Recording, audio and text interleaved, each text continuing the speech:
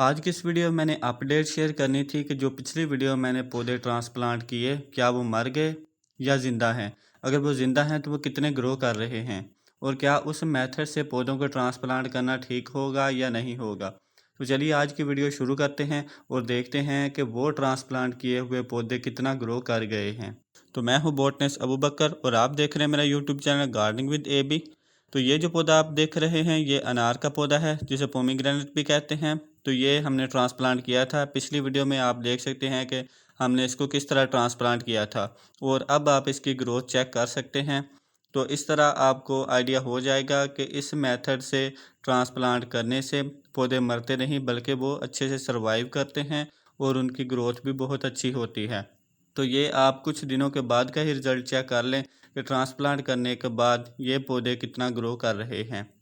तो ये पोमीग्रेनेट का पौधा हम लेके आए थे कुछ दिन पहले नर्सरी से, तब हमने इसको ट्रांसप्लांट किया था और ये पौधे जो थे हमने ज़मीन में ट्रांसप्लांट ही किए थे।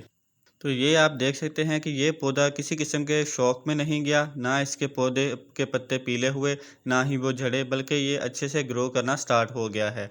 तो इसने कुछ दिन लिए खुद को एडजस्ट करने में। जैसे ही ये खुद को ज़मीन में एडजस्ट कर गया उसके बाद इसने अब ग्रोथ स्टार्ट कर दी है। तो ये आप कुछ दिन बाद का ही रिज़ल्ट देख सकते हैं जब हमने इनको ट्रांसप्लांट किया है और ट्रांसप्लांट करने के बाद ये ग्रो करना स्टार्ट हो गए हैं। तो आप भी इसी मेथड से पौधों को ट्रांसप्लांट कर सकते हैं। ये बहुत अच्छे से ग्रो करेंगे और आपका पौधा ज़ाया भी नहीं होगा। अब मैं आपको दूसरा प्लांट दिखाता हूँ जो हमने ट्रांसप्लांट किया था। तो ये है हमारा दूसरा प्लांट जिसको जामुन कहते हैं। तो इसको भी हमने ट्रांसप्लांट किया था अभी कुछ दिन पहले ही। इसकी मैंने वीडियो भी आपके साथ शेयर की थी कि आप इसको किस तरह ट्रांसप्लांट कर सकते हैं। अगर आपको ट्रांसप्लांट करने का नहीं पता या आप नहीं जानते कि पौधों को कैसे अच्छे से ट्रांसप्लांट करते हैं तो आप वो वीडियो भी देख सकते हैं। इस वीडियो में भी मैं आपको दिखा दूंगा कि आप किस तरह इन पौधों को ट्रांसप्लांट कर सकते हैं। तो आप ये पौधा चेक कर सकते हैं। ट्रांसप्लांट करने के बाद इसकी ग्रोथ अब स्टार्ट हो गई है। तो इतने छोटे से ड्यूरेशन के अंदर, इतने थोड़े दिनों के अंदर इसने खुद को ज़मीन के अंदर एडजस्ट भी कर लिया और इसने ग्रोथ भी स्टार्ट कर दी है। तो इस तरह अगर आप पौधों को ट्रांसप्लांट करेंगे तो वो मरेंगे नहीं बल्कि वो ग्रो करना स्टार्ट हो जाएंगे। तो उस वीडियो में मैंने आपको ट्रांसप्लांट करके दिखाया था कि किस तरह हमने इसको ज़मीन में ट्रांसप्लांट किया था। तो आप इसको बड़े पॉट में भी ट्रांसप्लांट कर सकते हैं और डायरेक्ट ज़मीन में भी ट्रांसप्लांट कर सकते हैं। दो पौधों को मैंने आपके साथ जो अपडेट है वो शेयर कर दी है। अब हम तीसरे पौधे की जानिब बढ़ते हैं और देखते हैं कि उसके साथ क्या हुआ।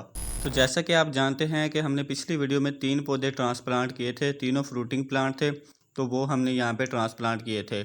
अनार और जामुन है उसकी मैंने अपडेट आपके साथ शेयर कर दी। तीसरा प्लांट जो हमने ट्रांसप्लांट किया था वो थी ग्रेप्स वाइन, अंगूरों की बेल। तो वो जो प्लांट था वो हमारा ज़ाया हो गया। उसकी वजह ये थी कि उसको नीचे से जो सेंक होती है जिसको दीमक कहते हैं वो उसने उसको ख़राब कर दिया, उसकी जड़ों को खा गए, जिसकी वजह से वो पौधा जो है वो जल्दी मर गया और वो सरवाइव नहीं कर पाया। तो उसमें गलती हमारी ये है कि हम पौधे लगाने से पहले जो सेंक होती है या दीमक होती है उसको पहले ख़त्म करना ज़रूरी होता है ताकि जब हम पौधा लगाएं तो वो हमारा पौधा ख़राब ना हो। अब इस सेंक और या इस दीमक को किस तरह ख़त्म करना है ये हम आने वाली वीडियोस में सीखेंगे कि आप किस तरह इसको अपने पौधों से दूर रख सकते हैं या अपने पौधों को इससे बचा सकते हैं। तो उसके भी मैं डिफरेंट मेथड आपके साथ शेयर करूंगा कि आप किस तरह इससे छुटकारा हासिल कर सकते हैं। तो दो पौधे जो मैंने आपको अपडेट दिखाई उनकी वो अच्छे से ग्रो कर रहे हैं, जबकि जो तीसरा पौधा था हमारा ग्रेप्स वाइन वाला वो जो है वो ख़त्म हो गया है, वो ख़राब हो गया है। तो ये थी आज की वीडियो। उम्मीद करता हूँ आपको वीडियो पसंद आएगी। अगर आप किसी स्पेसिफिक टॉपिक के ऊपर वीडियो चाहते हैं तो नीचे कमेंट करें। मैं मिलता हूँ नेक्स्ट वीडियो में, तब तक के लिए अल्लाह हाफिज़।